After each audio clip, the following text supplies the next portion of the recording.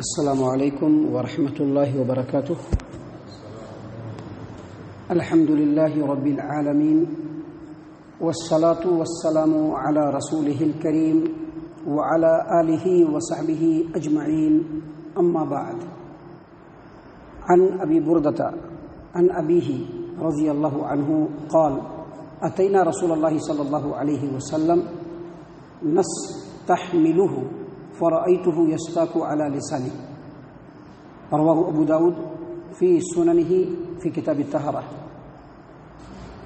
معزز سامعین کرام، مسواک کے تعلق سے اب تک ہم نے آپ کے سامنے اللہ تبارک و تعالیٰ کی توفیق اور اللہ تبارک و تعالیٰ کی اجازت سے 5 دروس پیش کیے ہیں،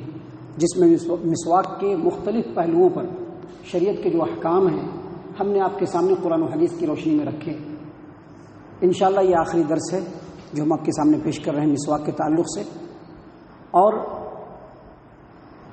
آج کی اس درس میں ہم یہ سمجھنا چاہتے ہیں کہ اگر ایک آدمی روزے کی حالت میں ہو تو وہ مسواک کر سکتا ہے یا نہیں، اور اگر روزے کی حالت میں مسواک کر سکتا ہے تو کس وقت کرے گا، کس وقت نہیں کرے گا۔ تو سب سے پہلے اس سلسلے میں سمجھ لیجئے کہ مسواک کے تعلق سے جو عام روایتیں ہیں، جو عام حدیثیں ہیں، جو نبی صلی اللہ علیہ وسلم کی عام تعلیمات ہے، اس سے یہ ثابت ہوتا ہے کہ ہر آدمی ہر دن اور ہر وقت میں مسواک کر سکتا ہے، کوئی بھی وقت مکروہ والا نہیں ہے۔ جیسا کہ جب ہم نے مسواک کے تعلق سے پہلا درس آپ کے سامنے پیش کیا تھا تو اس میں پہلی روایت ہم نے صحیح البخاری کتاب الجمعہ باب السواک یوم الجمعہ حدیث نمبر 887 ہم نے حدیث آپ کے سامنے پیش کی تھی کہ ابو ہریرہ رضی اللہ عنہ روایت کرتے ہیں کہ نبی صلی اللہ علیہ وسلم نے فرمایا، لولا ان اشق علی امتی لامرت بالسواک عند کل صلاۃ، یعنی اگر مجھ کو اس بات کا خوف اور ڈر نہ ہوتا کہ میری امت مشقت اور تکلیف میں مبتلا ہو جائے گی تو میں اپنی امت کے لوگوں کو ہر نماز کے وقت مسواک کرنے کا حکم دیتا۔ اور جو دوسری روایت ہے اس میں اللہ کے رسول صلی اللہ علیہ وسلم نے کیا فرمایا کہ اگر مجھ کو میری امت کے تکلیف اور مشقت میں پڑ جانے کا ڈر اور خوف نہ ہوتا تو اپنی امت کے لوگوں کو ہر وضو کے ساتھ مسواک کرنے کا حکم دیتا۔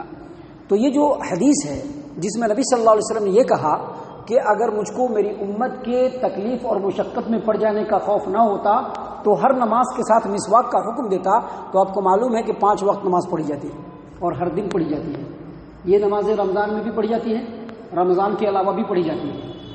یعنی رمضان کے دن میں بھی 5 نمازیں پڑھی جاتی ہیں، رمضان کے علاوہ بھی 5 نمازیں پڑھی جاتی ہیں۔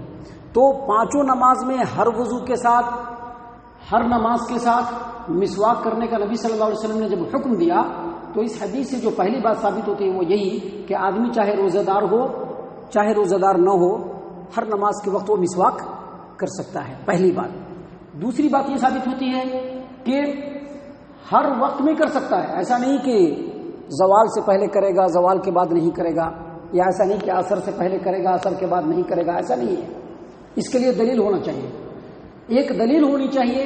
ایک حدیث ہونی چاہیے، نبی صلی اللہ علیہ وسلم کا ایک فرمان ہونا چاہیے جس میں نبی صلی اللہ علیہ وسلم یہ بتلا کے ہو کہ نہیں، روزے کی حالت میں مسواک نہیں کرنا چاہیے، ایک دلیل ہونا چاہیے۔ یا نہیں تو ایک دلیل اس چیز کی ہونی چاہیے کہ دیکھیے روزے کی حالت میں تو مسواک کرے گا لیکن صبح میں کرے گا عصر کے بعد نہیں کرے گا، ایک بھی حدیث ایسی ہونی چاہیے، لیکن ایسی ایک بھی حدیث نہیں ہے۔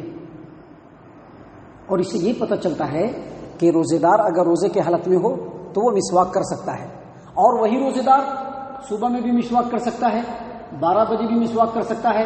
3 بجے بھی مسواک کر سکتا ہے، عصر کے بعد بھی مسواک کر سکتا ہے، مغرب سے پہلے بھی مسواک کر سکتا ہے۔ سامعین کرام، اس سلسلے میں ایک روایت ہے جس کو کئی محدثین نے اپنی حدیث کی کتابوں میں جگہ دی ہے، اور اس روایت کو شیخ البانی رحمہ اللہ اپنی کتاب ارواء الغلیل فی تخریج احادیث منار السبیل والوم نمبر 1 پیج نمبر 106 پہ 106 نمبر کے پیج پہ اس حدیث کو عمدہ حدیث اور عمدہ سند کی حدیث بتلایا ہے۔ اور اسی حدیث کو حافظ ابن حجر عسقلانی رحمہ اللہ نے اپنی کتاب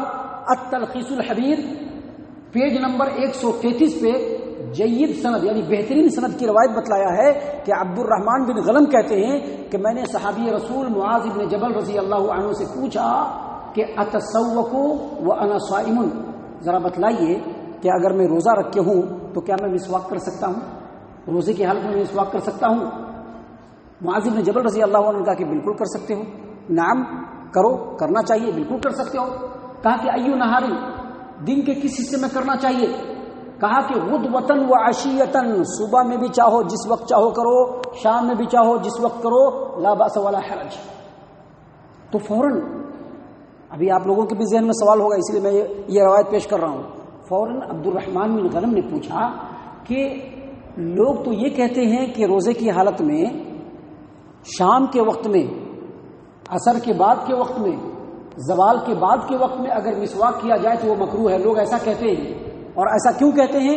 کیونکہ نبی صلی اللہ علیہ وسلم نے فرمایا کہ روزے دار کے منہ کی جو بو ہے وہ اللہ کے نزدیک کستوری سے بھی زیادہ پسندیدہ ہے۔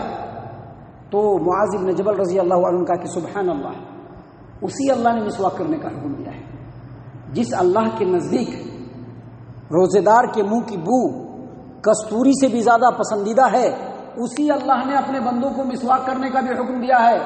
اور اللہ تبارک و تعالیٰ کبھی ایسا حکم اپنے بندوں کو نہیں دے سکتا جس سے منہ بدبودار ہو۔ لہذا جو بھی یہ کہتا ہے کہ عصر کے بعد یا زوال کے بعد روزے دار کو مسواک نہیں کرنا چاہیے، اس کی بات بالکل صحیح نہیں ہے، بلکہ اس کے اندر کوئی خیر اور بھلائی نہیں ہے۔ اس حدیث کی روشنی میں شیخ الاسلام امام ابن تیمیہ رحمہ اللہ فرماتے ہیں کہ روزے دار روزے کی حالت میں جس وقت چاہے، زوال کے بعد ہو، عصر کے بعد ہو، وہ مسواک کر سکتا ہے۔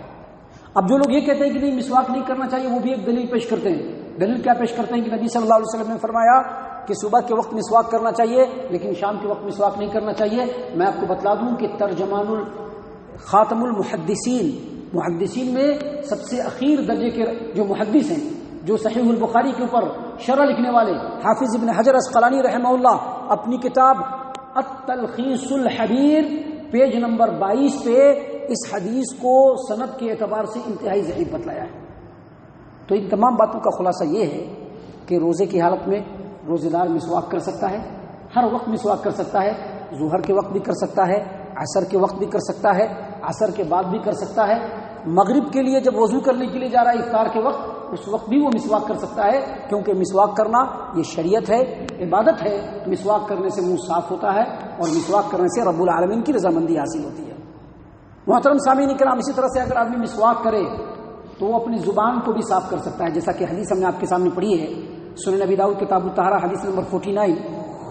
ابو موسیٰ اشعری رضی اللہ عنہ کہتے ہیں کہ میں نبی صلی اللہ علیہ وسلم کے پاس آیا، اور جب میں نبی صلی اللہ علیہ وسلم کے پاس آیا تو میں نے دیکھا کہ آپ صلی اللہ علیہ وسلم مسواک کر رہے تھے اور اس سے اپنی زبان کو رگڑ رہے تھے۔ تو دانت کو بھی رگڑ سکتے ہیں، زبان کو بھی رگڑ سکتے ہیں۔ بعض لوگ کہتے ہیں کہ نہیں، مسواک کی جو لمبائی ہونی چاہیے وہ ایک بالشت ہونی چاہیے۔ آپ نے بھی سنا ہوگا، لیکن یہ سب باتیں حدیث سے ثابت نہیں ہیں، یہ سب اپنی رائے ہے جو حجت اور دلیل نہیں بن سکتی۔ صحیح بات یہ ہے کہ مسواک اتنا لمبا ہونا چاہیے کہ جس کو پکڑ کر کے آسانی سے آدمی اپنے منہ کو صاف کر لے۔ اور سب سے اخیر بات مسواک کے تعلق سے یہ بات یاد رکھیں کہ مسواک جس طرح سے مرد کر سکتا ہے، عورتیں بھی کر سکتی ہیں، کیونکہ شریعت کا کوئی بھی حکم اگر عام ہوتا ہے، اس حکم کو اگر جنرلی شریعت نے بتلایا ہے کہ یہ کام کرو، یہ کام کرو، یہ کام کرو، اس میں مرد بھی آئیں گے اور عورتیں بھی آئیں گی۔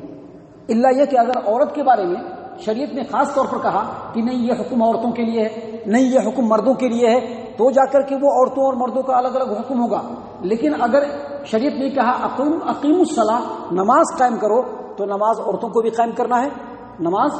مردوں کو بھی قائم کرنا ہے۔ شریعت نے یہ کہا کہ سال میں 1 مہینے کا روزہ فرض ہے، تو وہ روزہ مردوں پر بھی فرض ہے، عورتوں پر بھی فرض ہے۔ اسی طرح سے مسواک کرنے کا جو حکم شریعت نے دیا ہے، اس میں مرد بھی ہیں اور عورتیں بھی ہیں، دونوں ہی مسواک کر سکتے ہیں۔ اور حدیث میں تو عورتوں کے مسواک کرنے کا بھی بیان ہے، جیسا کہ کل ہم نے حدیث آپ کے سامنے پیش کی تھی،